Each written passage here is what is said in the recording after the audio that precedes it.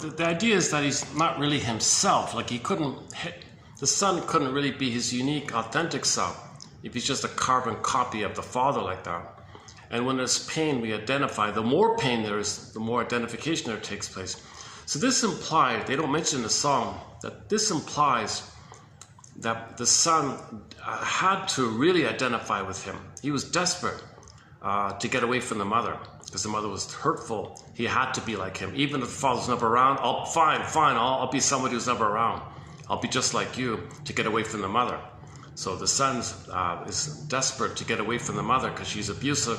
And if the mother's loving, he can have his being, he can have his soul, he can have his feelings, he can have his embodiment, he can know his interests in other ways like that. He can be okay like that. But if he's hurt by the mother, he's desperate to link with the father. And whatever that father is, that's his hope, that's his salvation. If he's abusive or whatever it is, he's got to get away from the mother.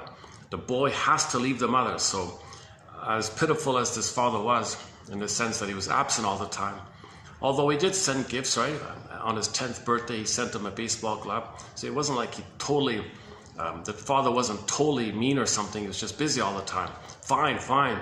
That's less pain. He's absent, but he thinks about him sometimes. It's better than being abused by the mother constantly 24/7, being tortured by the mother.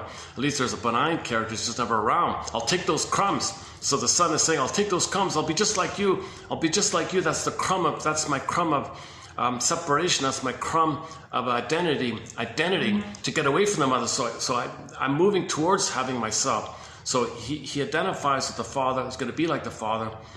But so that's like a middle ground kind of thing. So he escaped the abuse from the mother with the hope of the father, but the father can't do what the mother should have done. The father can't provide the nursing that the mother should have done. The father can't do that. So he's kind of in limbo like that. He's kind of betwixt and between. He can't move forward.